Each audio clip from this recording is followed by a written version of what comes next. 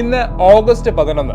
So ഇന്നത്തെയും കുറച്ച് major scientific and historical events പരിചയപ്പെടുന്ന മറ്റൊരു വീഡിയോയിലേക്ക് സ്വാഗതം.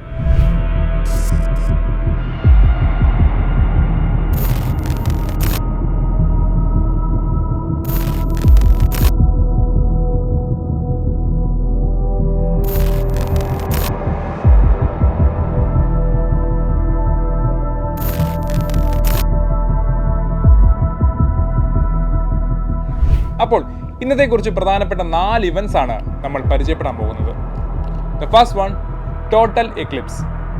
1999 ഓഗസ്റ്റ് 11 1000 വർഷത്തിലെ അവസാനത്തെ ഗ്രഹണം ടോട്ടൽ എക്ലിപ്സ് സംഭവിച്ചത്.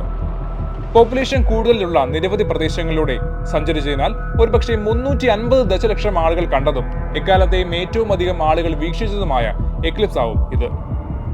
അറ്റ്ലാന്റിക് ഓഷ്യന്റെ മധ്യഭാഗത്താണ് ആദ്യ പൂർണ്ണ എക്ലിപ്സ് സംഭവിച്ചത്. ചന്ദ്രന് നിഴൽ കടന്നുപോയ ആദ്യത്തെ കര എന്നത് പിന്നീട് ഇംഗ്ലണ്ടിന്റെ തെക്ക് പടിഞ്ഞാറ് കോൺവാളിലെ ഐൽസ് ഓഫ് സില്ലി ആയിരുന്നു.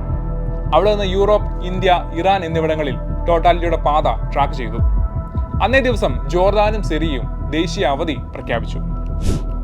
സെക്കൻഡ് വൺ, 1962 ഓഗസ്റ്റ് 11 സോവിയറ്റ് യൂണിയന്റെ ബഹിരാകാശ യാത്രികനായ ആൻഡ്രിയൻ നിക്കോളയേവിനെ വോസ്റ്റോക്ക് 3 94 മണിക്കൂർ നീണ്ട ഫ്ലൈറ്റിൽ വിക്ഷേപിച്ച് റെക്കോർഡ് സ്ഥാപിച്ചത്.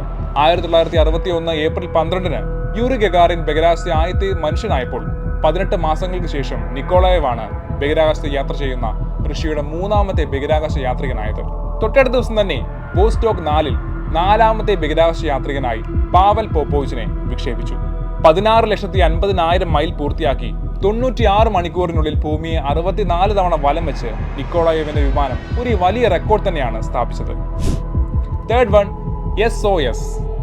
99 ഓഗസ്റ്റ് 11 അമേരിക്കൻ സ്റ്റീംഷിപ്പായ SS അരാപ്പഹോയിലെ വയർലെസ് ഓപ്പറേറ്ററായ TD Haubner SOS distress signal call ഉപയോഗിക്കുന്ന ആദ്യത്തെ വ്യക്തിയായി മാറിയത്.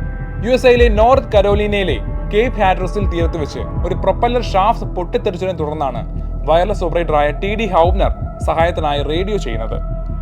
അവിടെ നിന്നാണ് SOSന് തുടക്കം. SOS എന്നത് സേവ് അവർ സോൾ അല്ലെങ്കിൽ സേവ് അവർ ഷിപ്പ് എന്നതിന്റെ അർത്ഥമാണെന്ന് പലരും കരുതുന്നു. പക്ഷേ യഥാർത്ഥത്തിൽ അതിന് പ്രത്യേകിച്ചൊരു അർത്ഥം ഇല്ലെന്ന് തന്നെ പറയേണ്ടി വരും. കാരണം SOS ഒരു മോഴ്സ് കോഡ് ഡിസ്ട്രസ് സിഗ്നലാണ്. അതായത് അന്തർദേശീയമായി സമുദ്ര ഉപയോഗത്തിനായി സ്ഥാപിച്ചതാണ് SOS. ഫോർമൽ നൊട്ടേഷനിൽ SOS ഒരു ഓവർസ്കോർ ലൈൻ ഉപയോഗിച്ചാണ് എഴുതിയിരിക്കുന്നത്.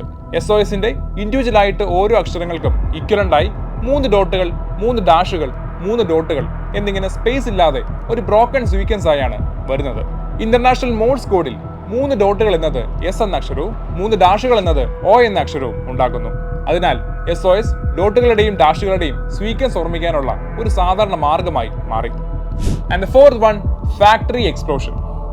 1871 ഓഗസ്റ്റ് 11 ഇംഗ്ലണ്ടിലെ സഫോൾക്കിലുള്ള പേറ്റൻ ഗൺ കോട്ടൺ കമ്പനിയുടെ ഫാക്ടറിയിലുണ്ടായ സ്ഫോടനത്തിൽ 24 പേർ കൊല്ലപ്പെടുകയും നിരവധി പേർക്ക് പരിക്കേൽക്കുകയും ചെയ്തത്. ഇംഗ്ലണ്ടിലെ സ്റ്റോക്ക് മാർക്കറ്റിലെ എല്ലായിടത്തും ജനലുകൾ പൊട്ടിത്തെറിക്കുകയും മേൽക്കൂരകൾക്ക് കേടുപാടുകൾ സംഭവിക്കുകയും സ്ഫോടനത്തിന്റെ ശബ്ദം 10 മൈൽ അകലെ വരെ കേൾക്കുകയും ചെയ്തു. നഗരത്തെ ബാധിച്ച ഏറ്റവും വലിയ ദുരന്തമായിരുന്നു അത്. ഇത് അട്ടിമറി മൂലമാണ് സംഭവിച്ചതെന്ന് അന്വേഷണത്തിൽ കണ്ടെത്തി. പക്ഷേ ആരെയും ഇതുവരെ വിചാരണ ചെയ്തിട്ടില്ല. 1846 ക്രിസ്ത്യൻ ഫെഡറിക് ഷോൺബെയിനാണ് ഗൺ കോട്ടന് ആദ്യമായി പേറ്റന്റ് ലഭിച്ചത്. സോ ഇങ്ങനെ ഒട്ടനവധി പ്രത്യേകതകളുള്ള ഈ ദിവസത്തിലെ കുറച്ച് പ്രധാനപ്പെട്ട ഇവന്റ്സ് മാത്രമാണ് ഞാനിപ്പോൾ നിങ്ങളോട് പറഞ്ഞത്.